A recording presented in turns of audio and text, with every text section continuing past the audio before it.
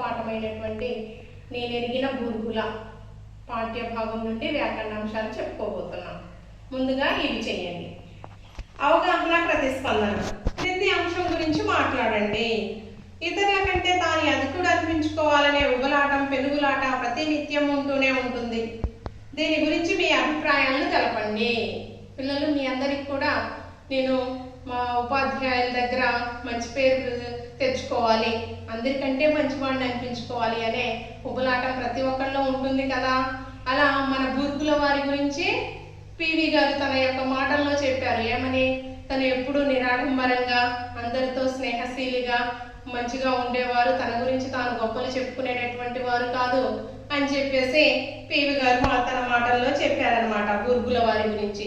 అలా దీని గురించి ఏంటి, ఉబలాటం, పెనుగులాట ప్రతినిత్యం ఉంటూనే ఉంటుంది ప్రతి ఒక్కళ్ళలో అని చెప్పేసి మీ అభిప్రాయాన్ని రాయండి అన్నారు కదా. మీ యొక్క అభిప్రాయాన్ని మీ యొక్క నోట్ పుస్తకాల్లో రాయండి పిల్లలు. తర్వాత క్రింది విషయాలు పాఠంలో ఏ ఏ పేరాల్లో ఉన్నాయి, వాటికి సంబంధించిన అంశాలను పట్టికలో రాయమని ఇచ్చారు. వ్యక్తిత్వం, పేరా సంఖ్య, సంబంధించిన అంశాలు. మహోన్నత వ్యక్తిత్వం అని ఇచ్చారు. పేరా సంఖ్య 5. 5వ పేరాలో ఇతని మహోన్నత వ్యక్తిత్వం గురించి ఉందన్నమాట. అందులోనే కొన్ని అంశాలను వెతికి ఇక్కడ అందులో ఉన్న కొన్ని అంశాలను తీసుకొని ఈ సంబంధించిన అంశాలు అనే టాపిక్ లో రాయండి. తర్వాత విశిష్ట వ్యక్తిత్వం. విశిష్ట వ్యక్తిత్వం అనేది పేరా సంఖ్య 7వ పేరాలో ఉంది. ఈ 7వ పేరాలో కొన్ని అంశాలు తీసుకొని సంబంధించిన అంశాల్లో రాయండి. విశాల వ్యక్తిత్వం. ఈ విశాల వ్యక్తిత్వం అనేటటువంటిది 10వ పేరాలో ఉందన్నమాట. ఆ పేరాలో నుంచి కొన్ని అంశాలు తీసుకొని రాయాల్సి ఉంటుందన్నమాట. మీ నోట్ పుస్తకాల్లో దీనికి సంబంధించినటువంటి పట్టికగా నమోదు చేయండి. ఇక పాఠం మొత్తాన్ని చదవండి. పాఠంలో ఉన్న జాతీయాలని గుర్తించి రాయండి అన్నారు. పిల్లలు, మీరందరూ కూడా పాఠాన్ని చదివే ఉంటారు. ఆ చదివిన పాఠంలో మీకు జాతీయాలు కనిపించాయా? ఆ జాతీయాలన్నింటినీ కూడా రాయాల్సి ఉంటుంది. ఉదాహరణకు కొన్ని మన పాఠంలో నుంచే ఉన్నటువంటి జాతీయాలను మీకు నేను చెప్తాను. ఏంటి? శ్రీరామ రక్ష, శ్రీరామ రక్ష జాతీయము. తర్వాత ఆరు నూరైన, ఆరు నూరగు. తర్వాత ఒడ్డు పొడుపు, ఒడ్డు పొడుగు. ఒడ్డు పొడుగు, ఒడ్డు పొడుగు. తర్వాత గీటురాయి. తర్వాత కారాలు, మిరియాలు నూరడం. కారాలు, మిరియాలు నూరడం. తర్వాత స్వస్తి వాచకం, స్వస్తి వాచకం. ఈ విధంగా మనకు చాలా జాతీయ పాఠం చదివితే చాలా జాతీయ పదాలు మనకు కనిపిస్తాయి. ఇలా జాతీయాలను గుర్తించి రాయాల్సి ఉంటుంది పిల్లలు. ఇకపోతే క్రింది గద్యాన్ని చదవండి అని చెప్పేసి గద్యం ఇవ్వడం జరిగింది. దాన్ని చదివి ఇచ్చినటువంటి ప్రశ్నలకు మనం జవాబులు తెలుసుకుందాం. క్లిష్ట పరిస్థితుల్లో రాజ్యాధికారం చేపట్టిన రుద్రమ నిరంతరం యుద్ధాల్లో నిమగ్నమై పరిపాలనా నిర్వహణలో మంచి సమర్థురాలుగా పేరొందింది. స్త్రీలు రాజ్యాధికారం చేపట్టడం అరుదైన ఆ కాలంలో రుద్రమాంబ తన తండ్రి తనపై ఉంచిన నమ్మకాన్ని వమ్ము చేయక వీరనారిగా చరిత్రలో నిలిచింది. స్త్రీ అయినప్పటికీ పురుషవేషం, పురుషనామం ధరించి సమకాలీన రాజులందరికంటే మిన్నగా రాజ్యాన్ని పాలించి సాహసవంతమైన జీవితాన్ని గడిపింది. గ్రామాలను దానం చేసి వాటి మీద ఆదాయంతో విద్యార్థులకు పాఠశాలలు, ఉచిత వసతి గృహాలు నెలకొల్పింది. ఆరోగ్యశాలలు, ప్రసూతిశాలలు ఏర్పాటు చేసింది. ఒక విద్యాపీఠం స్థాపించి అందులో వేదాలను, సాహిత్యాన్ని, ఆగమన వ్యాఖ్యానాలను బోధింపచేసేది. పాఠశాలలో ఉపాధ్యాయుల్ని, గ్రామాల్లో కరణాలను నియమించి వారికి వస్తువాహనాలను, ధాన్యాన్ని సమకూర్చేది. మార్కోపోలో అనే విదేశీ యాత్రికుడు ఈమె పరిపాలనా దక్షత, సాహిత్య సేవ, శిల్పకళలు, మహాద్వైశ్వర్యం గురించి ప్రశంసిస్తూ తన డైరీలో రాసుకున్నాడు. అది రుద్రమదేవి ఘనత. పిల్లలు, మీరు పేరా చదివేటప్పుడు చూశారు కదా. ఇక కింద ఇచ్చినటువంటి ప్రశ్నలకు జవాబుల్ని మనం ఆ పేరాలో వెతికి రాద్దాం. ఇక ఒకటోది, ఫస్ట్, రుద్రమాంబపై ఆమె తండ్రి ఉంచిన నమ్మకం ఏంటి? రుద్రమాంబపై తన తండ్రి ఎలాంటి నమ్మకాన్ని ఉంచాడు? రుద్రమాంబ శ్రీమూర్తి అయినా ఆమె రాజ్యాధికారం చేపట్టి చక్కగా పరిపాలించగలదని రుద్రమాంబపై తన యొక్క తండ్రి నమ్మకాన్ని ఉంచాడనమాట. రుద్రమాంబ చేసిన సత్కార్యాలేవి? రుద్రమాంబ ఎలాంటి సత్కార్యాలు చేసింది? ఏ మంచి పనులు చేసింది? ఇక్కడ చూడండి, విద్యార్థులకు పాఠశాలలు, ఉచిత వసతి గృహాలు నెలకొల్పింది, ఆరోగ్యశాలలు, తర్వాత ప్రసూతిశాలలు ఏర్పాటు చేసింది, ఒక విద్యాపీఠాన్ని స్థాపించి అందులో వేదాలను, సాహిత్యాన్ని, ఆగమన వ్యాఖ్యాలను బోధింపచేసింది, పాఠశాలలో ఉపాధ్యాయుల్ని కూడా నియమించింది. తర్వాత గ్రామాల్లో కరణాలను నియమించి వారికి వస్తువాహనాలను, ధాన్యాన్ని కూడా సమకూర్చింది. ఈ విధంగా రుద్రమాంబ చేసిన సత్కార్యాలు, మంచి పనులు అంటే ఇక్కడి నుంచి ఇక్కడి వరకు మనం చెప్పుకోవచ్చు అన్నమాట. తర్వాత మార్కోపోలో ఏ అంశాల్లో రుద్రమదేవిని పొగిడారు? మార్కోపోలో అనే విదేశీ యాత్రికుడు ఈమె పరిపాలనా దక్షత గురించి, సాహిత్య సేవ గురించి, శిల్పకళ, ఐశ్వర్యం అన్నమాట గురించి ప్రశంసిస్తూ తన యొక్క డైరీలో రాసుకున్నాడనమాట మార్కోపోలో అనేటటువంటి వ్యక్తి. తర్వాత రుద్రమదేవి సమర్థత ఏమిటి? క్లిష్ట పరిస్థితుల్లో రాజ్యాధికారం చేపట్టిన రుద్రమదేవి నిరంతరం యుద్ధాల్లో నిమగ్నమైన పరిపాలనా నిర్వహణలో మంచి సమర్థురాలుగా పేరు తెచ్చుకుంది, సమర్థవంతురాలుగా ఎదిగింది, తన యొక్క తండ్రి నమ్మకాన్ని చొరగొందనమాట. తరువాత ఈ గద్యం ద్వారా రుద్రమదేవి వ్యక్తిత్వాన్ని ఒక వాక్యంలో రాయండి. రుద్రమదేవి పరిపాలనా దక్షత కలిగినటువంటి వ్యక్తి అన్నమాట. మగవాడిలాగా ఉంటూ తర్వాత తన తండ్రి తనపై పెట్టుకున్నటువంటి నమ్మకాన్ని మంచిగా నెరవేర్చుకుంది. వ్యక్తీకరణ, సృజనాత్మకత. విద్యార్థులు పాఠాన్ని చదివారు కదా, పాఠం గురించి తెలుసుకున్నారుగా. ఇక వ్యక్తీకరణ, సృజనాత్మకతలో ఉన్నటువంటి ప్రశ్నలకు జవాబుల్ని మీ నోట్ పుస్తకాల్లో రాయండి.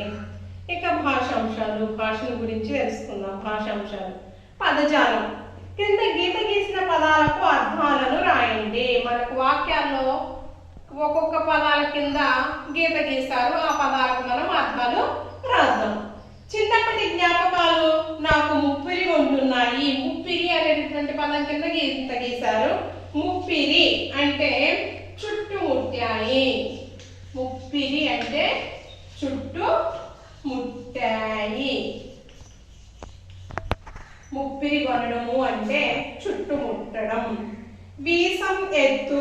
అహంకారం లేకుండా ముందుకెళ్ళాలి. వీసం ఎత్తు అనే పదానికి అండర్లైన్ చేస్తారు.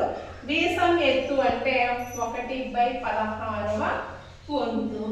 1/16వ వంతు వీసం ఎత్తు అంటే. దశరథుని కడగొట్టు బిడ్డడు శత్రుఘ్నుడు. కడగొట్టు అంటే చివరి. కడగొట్టు అంటే చివరి. తర్వాత భారతదేశ ప్రభావాన్ని మనమంతా చెప్పాలి. ప్రభావాన్ని అంటే శ్రేష్టత్వాన్ని. శ్రేష్టత్వాన్ని.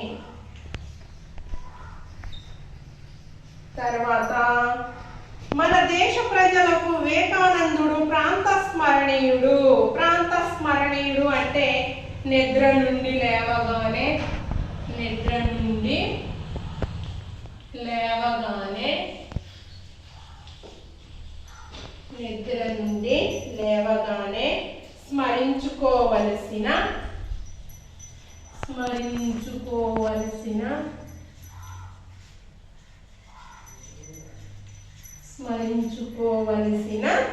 దైవ స్వరూపుడు.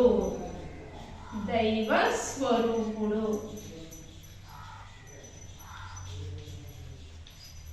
ఓకే. ఏంటి ప్రాంత స్మరణీయుడు అంటే నిద్ర నుండి లేవగానే స్మరించుకోవలసిన దైవ స్వరూపుడు. హితైషి చెప్పిన మాటలను పెడచెవిన పెట్టరాదు. హితైషి అంటే మేలు కోరేవాడు. హితైషి మేలు కోరేవాడు, మన యొక్క మేలు కోరేవాడే హితైషి అన్నమాట. ఇక క్రింది జాతీయాలను మీ సొంత వాక్యాల్లో ప్రయోగించండి.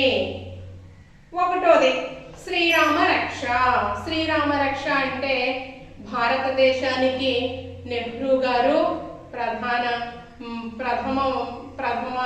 ప్రధానమంత్రి అవడం, మొదటి ప్రధాని అవడం మన భారతదేశానికి శ్రీరామ రక్ష అన్నమాట. గీటురాయి అంటే కొలబద్ద. గీటురాయి అంటే కొలబద్ద. ఉపాధ్యాయురాలు నన్ను మెచ్చుకోవడం నా యొక్క ప్రతిభకు గీటురాయి అని చెప్పుకోవచ్చు అన్నమాట. తర్వాత రూపుమాపడం. కందుకూరి వీరేశలింగం గారు సతీ సహగమనాన్ని రూపుమాపారు. కారాలు మిరియాలు నూరడం అంటే మా అమ్మ చెప్పినటువంటి మాట నేను వినకపోతే అమ్మ నాపై కారాలు మిరియాలు నూరింది, కోపగించుకుంది. తర్వాత స్వస్తి వాచకము అంటే ముగింపు పలకడం.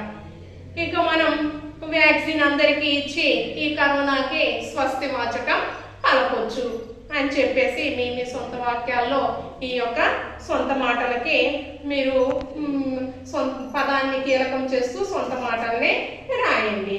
ఇక క్రింది వాక్యాల్లోని పర్యాయ పదాలు గుర్తించండి. మనకు వాక్యాలు ఇచ్చారన్నమాట, వాటికి మనం పర్యాయ పదాలని తెలుసుకుందాం. వాక్యాల్లో పర్యాయ పదాలు అంటే అర్థం వచ్చేటటువంటి మరికొన్ని పదాలు ఉన్నాయన్నమాట. అవి ఎక్కడున్నాయో ఆ వాక్యంలో గుర్తిద్దాం. ఒకటోది రైతులు ప్రతి వర్షం పంటలను పండిస్తూ సాలుకొకసారి వచ్చిన ధనంతో సంవత్సరం అంతా గడుపుతారు. ఇందులో రైతులు ప్రతి వర్షం పంటలను పండిస్తూ, ప్రతి వర్షం. తర్వాత సాలుకొకసారి. సాలు అన్న సంవత్సరం, వర్షం సాలు అంటే ఇక్కడ సంవత్సరమే వస్తుంది సాలు అన్న. తర్వాత ధనంతో సంవత్సరం అంతా గడుపుతారు, సంవత్సరం.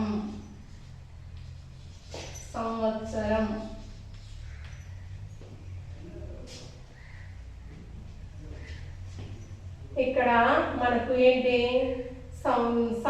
వర్షం సాలు సంవత్సరం. ఓకేనా?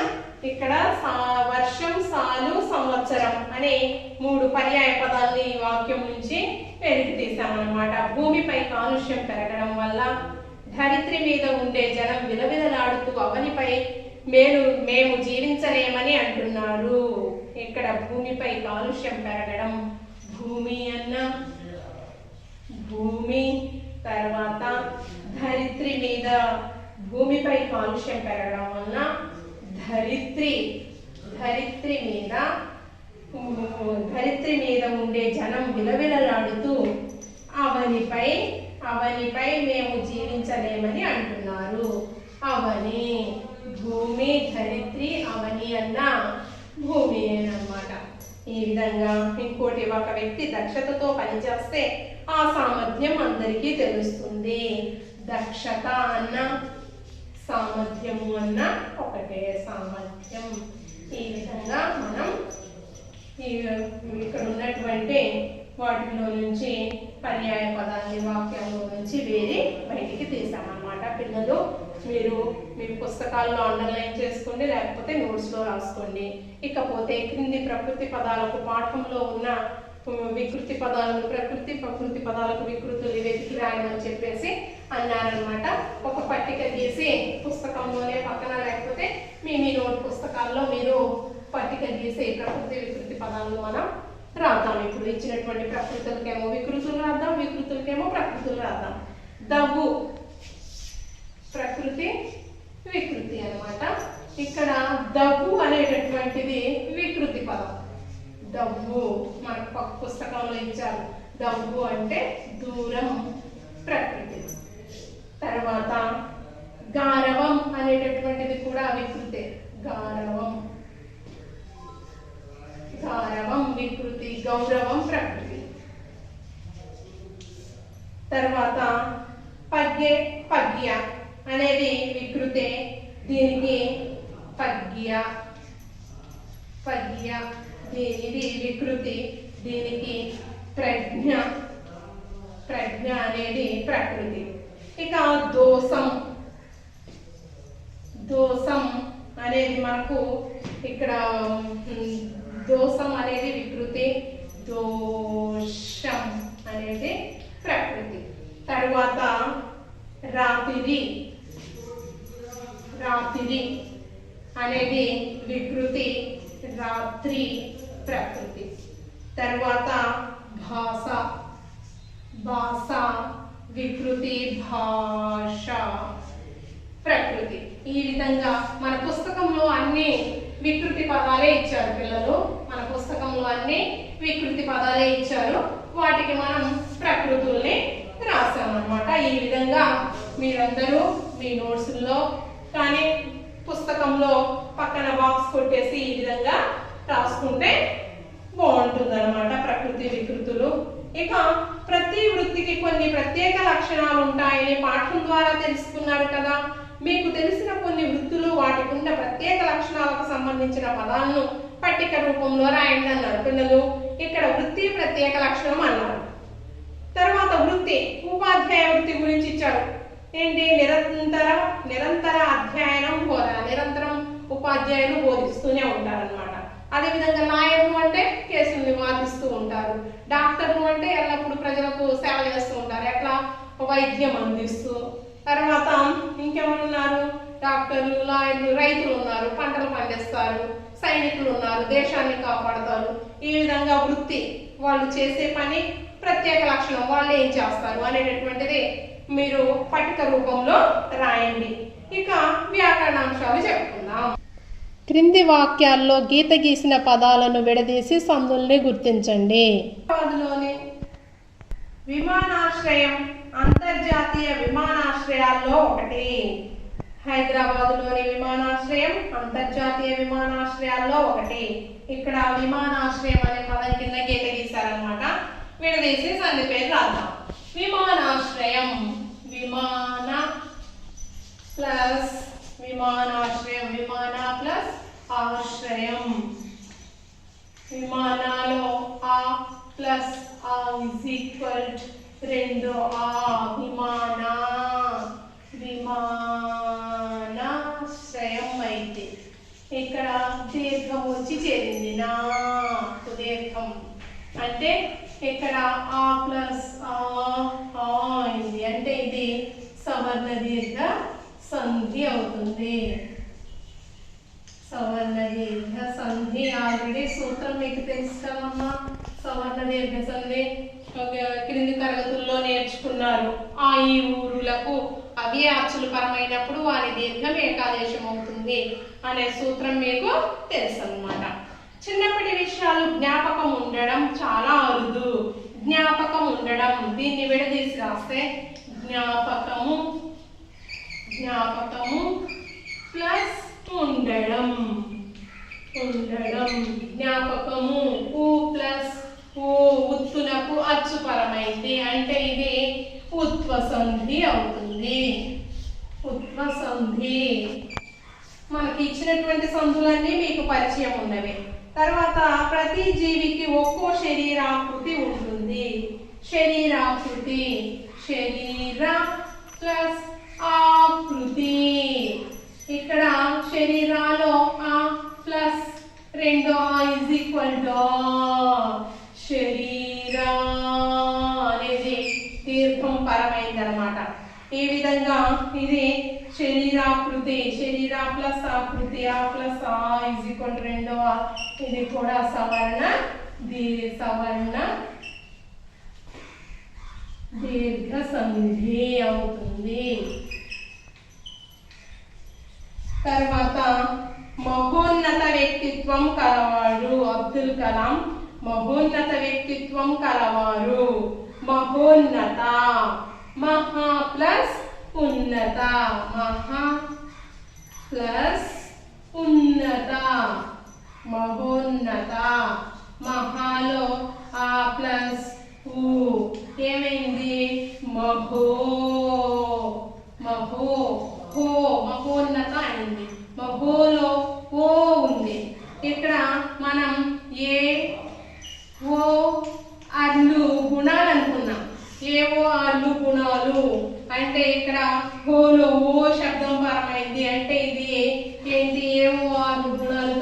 ఇది గుణసంధి. గుణసంధి పరిచయం కూడా మనకు 1వ పాఠంలో జరిగింది, వివరించాను. తర్వాత నా జీవితాన్నంతా దేశ సేవకే వినియోగించుకుంటున్నాను. జీవితాన్నంతా, జీవితాన్ని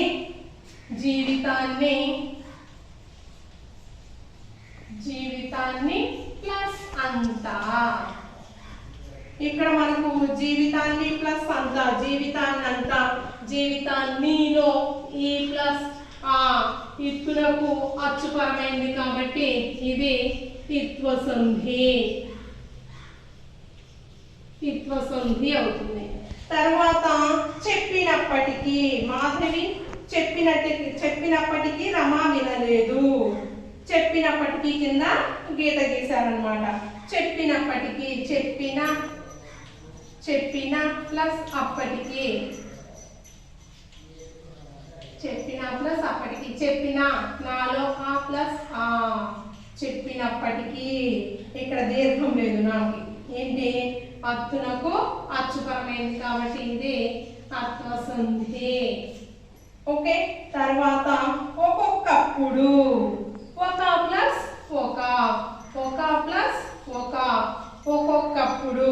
ఇక్కడ ఒక ప్లస్ ఒక, ఒక్కొక్క, ఒక్కొక్క, ఒక ప్లస్ ఒక, ఒక్కొక్క, ఒక్కొక్క. దీన్ని విడదీస్తే ఒక ప్లస్ ఒక. ఇందులో 2 సమానార్థం గల 2 పదాలు ఏర్పడ్డాయి అన్నమాట. దీన్ని రెండవ పదాన్ని, ఒక పదాన్నేమో మామూలుగా ఒక వచ్చింది, రెండో దాన్నేమో ఆమ్రేడితం అంటారనమాట. రెండో పదాన్ని ఆమ్రేడిత పదం అని అంటారు. దీన్నే ఆమ్రేడిత సంధి అని కూడా అంటారనమాట. ఇచ్చినటువంటి పదంలో ఇక్కడ మనకు ఒక ప్లస్ ఒక, పూర్వ పదమేమో ఒక వచ్చింది, అలానే పరపదంలో ఉన్న ఒకని ఆమ్రేడిత పదం అంటారు. ఈ విధంగా ఒక్కొక్క అనేది ఓహోహో, ఓహో ప్లస్ ఓహో, ఆహాహా, ఆహా ప్లస్ ఆహా, ఇలా 2 సమాన పదాలు వస్తున్నాయి అన్నమాట విడదీసినప్పుడు. అలా వచ్చినటువంటి పదంలో పూర్వ పదం ఓకే ఒక అనేది ఉంది, ఉత్తర పదంలో ఒక అనేది ఆమ్రేడితంగా మారుతుంది. దీన్నే ఆమ్రేడిత పదం అంటారు. ఈ విధంగా పరపదంలో ఆమ్రేడితం పరమైతే దీన్ని ఆమ్రేడిత సంధి అని అనడం జరుగుతుందన్నమాట. క్రింది సమాస పదాల్లోని తత్పురుష భేదాలను గుర్తించి విగ్రహ వాక్యాలు రాయండి, సమాస నిర్ణయం చేయండి. మనకి ఇక్కడ కొన్ని సమాస పదాలు ఇవ్వడం జరిగింది. ఆ సమాస పదాలని గురించి తెలుసుకుందాం.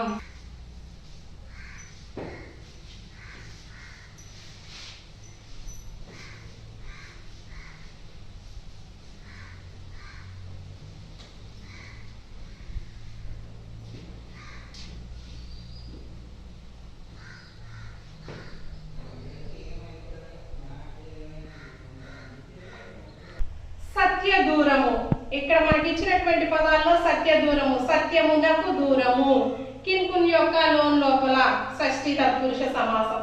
అమెరికా రాయబారి, అమెరికా యొక్క రాయబారి, అమెరికా యొక్క రాయబారి. ఇక్కడ యొక్క కిన్కున్ యొక్క లోన్ లోపల షష్ఠి తత్పురుష సమాసం, షష్ఠి తత్పురుష సమాసం అవుతుంది. యొక్క లోన్ లోపల షష్ఠి తత్పురుష సమాసం.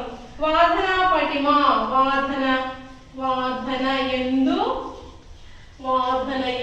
పటిమ, వాదన ఎందు పటిమ.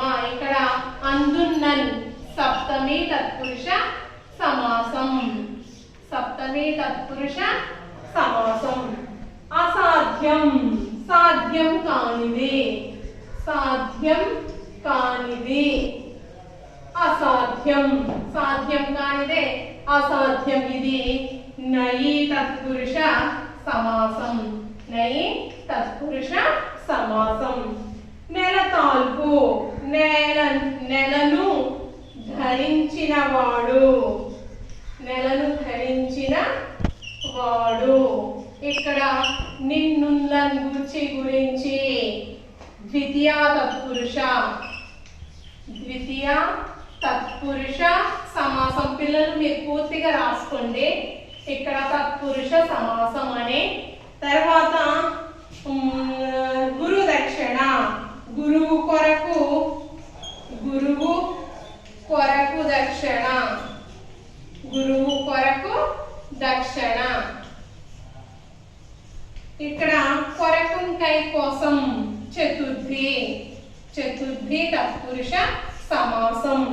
తర్వాత వయోవృద్ధుడు, వయస్సు చేత వృద్ధుడు, వయస్సు చేత, వయస్సు చేత వృద్ధుడు, వయస్సు చేత వృద్ధుడు. చేతంచే తోడంతోన్ తృతీయ తత్పురుష సమాసం, తృతీయ తత్పురుష సమాసం. తర్వాత దొంగ భయము, దొంగ వలన భయము, దొంగ వలన, దొంగ వలన భయము. వలనన్ కంటెన్ పట్టి పంచమి, పంచమి తత్పురుష సమాసం. తర్వాత రెండు రాష్ట్రాలు, రెండైన రాష్ట్రాలు, రెండైన రాష్ట్రాలు.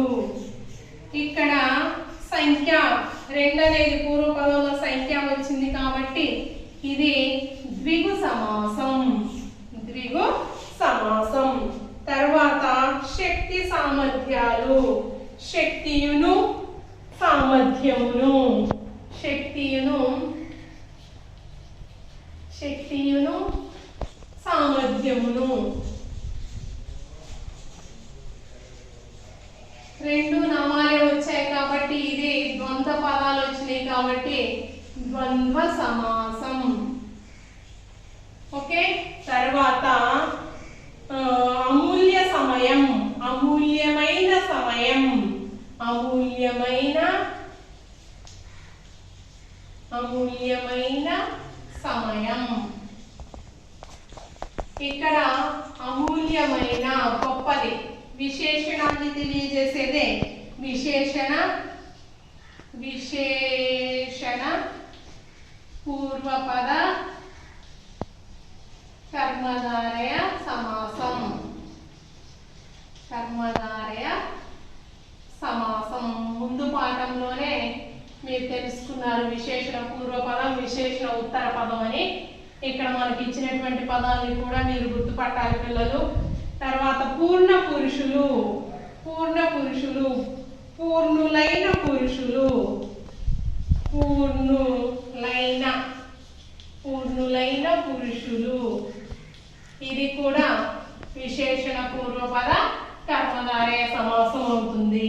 ప్రాచీన కావ్యాలు, ప్రాచీనమైన, ప్రాచీనములైన కావ్యాలు, ప్రాచీనములైన కావ్యాలు. ఇది కూడా విశేషణ పూర్వపద కర్మధారయ సమాసం. పెద్ద కుటుంబం, పెద్దదైన కుటుంబం, పెద్దదైన కుటుంబం. ఇది కూడా విశేషణ పూర్వపద కర్మధారయ సమాసం అవుతుందన్నమాట. పూర్వపదాలు విశేషణములై ఉన్నాయి కాబట్టి ఇవి విశేషణ పూర్వపద కర్మధారయ సమాసాలు అని చెప్పేసి చెప్పుకోవడం జరిగింది. ఇక క్రింది సామాన్య వాక్యాలను సంశ్లిష్ట వాక్యాలుగా మార్చండి అని చెప్పేసి మనకు వాక్యాలు ఇచ్చారు పిల్లలు. అసలు సామాన్య వాక్యము, తర్వాత సంశ్లిష్ట వాక్యము అంటే సామాన్య, అసలు ఇక్కడ మనకు సామాన్య వాక్యము అంటే సమాపక క్రియలతో పూర్తి అయ్యే వాక్యాలు సామాన్య వాక్యాలు. మనకి ఇక్కడ సమాపక క్రియలతో సమాప్తం, పని పూర్తి అయ్యేటటువంటి వాక్యాలే మనకు సమాపక వాక్యాలు అన్నమాట. ఈ సమాపక వాక్యాల గురించి మనం ఇప్పుడు సమాపక వాక్యము, సంయుక్త వాక్యాల గురించి తెలుసుకుందాం. ఇక్కడ పూనాలోని ఫెర్గుసన్ కాలేజీలో చేరాడు అని చెప్పేసి పర్షియన్ భాషను చదివాడు. ఆ కళాశాల నుంచి పట్టభద్రుడయ్యాడని మనకు 3 సామాన్య వాక్యాలు ఇచ్చారు. ఇక్కడ అసలు సామాన్య వాక్యం అంటే సమాపక క్రియలతో పూర్తి అయ్యే వాక్యాలే సామాన్య వాక్యాలు అనుకున్నాం. అంటే పని పూర్తయినటువంటివి 3 సామాన్య వాక్యాలు ఇచ్చారు. వీటినే మనం సంశ్లిష్ట వాక్యంగా 2 సామాన్య వాక్యాలను ఒకే సామాన్య వాక్యంగా మార్చడమే సంశ్లిష్ట వాక్యం. 2 సామాన్య వాక్యాల్ని ఒకే సామాన్య వాక్యంగా మార్చడమే సంశ్లిష్ట వాక్యం. ఇక్కడ పూనాలోని ఫెర్గుసన్ కాలేజీలో చేరి పర్షియన్ భాషను చదివి ఆ కళాశాల నుండి పట్టభద్రుడయ్యాడు. వాక్యం అయిపోయింది. అంటే సామాన్య వాక్యాల్ని సంశ్లిష్ట వాక్యాలుగా చేర్చడం అన్నమాట. ఏంటి? పూనాలోని ఫెర్గుసన్ కాలేజీలో చేరి తర్వాత పర్షియన్ భాషను చదివి ఆ కళాశాల నుండి పట్టభద్రుడయ్యాడు. ఇక రెండోది, బూర్గుల హైదరాబాద్ రాష్ట్రంలో దున్నేవానికే భూమి హక్కునిచ్చే కౌలుదారి చట్టాన్ని తయారు చేశారు. బూర్గుల సామ్యవాద వ్యవస్థకు పునాది వేశారు. బూర్గుల అజరామర కీర్తిని పొందాడు. ఇక్కడ కర్తను తీసేయాలన్నమాట. 3 సార్లు కర్తనిచ్చారు. బూర్గుల హైదరాబాద్ అన్నారు, బూర్గుల సామ్యవాద, బూర్గుల అజరామర అని 3 సార్లు కర్తని ప్రధానం చేశారు. అందుకనే ఇక్కడ ఒకే కర్తను ఉంచేసి బూర్గుల హైదరాబాద్ రాష్ట్రంలో దున్నేవానికే భూమి హక్కునిచ్చే కౌలుదారి చట్టాన్ని తయారు చేసి సామ్యవాద వ్యవస్థకు పునాది వేసి అజరామర కీర్తిని పొందారు అని చెప్పేసి రాయాలన్నమాట. ఈ సంశ్లిష్ట వాక్యంలో పిల్లలు మీ యొక్క పాఠ్య పుస్తకాల్లో వీటన్నిటిని నీట్గా రాసుకొని నేర్చుకోండి. వీటిని ఈ సామాన్య వాక్యాలు, సంశ్లిష్ట వాక్యాలు, తర్వాత విగ్రహ వాక్యాలు రాసి సమాసం పేర్లు గుర్తించడము, సందులు, ఇవన్నీ కూడా మీ పాఠ్య పుస్తకాల్లో నమోదు చేసుకోండి.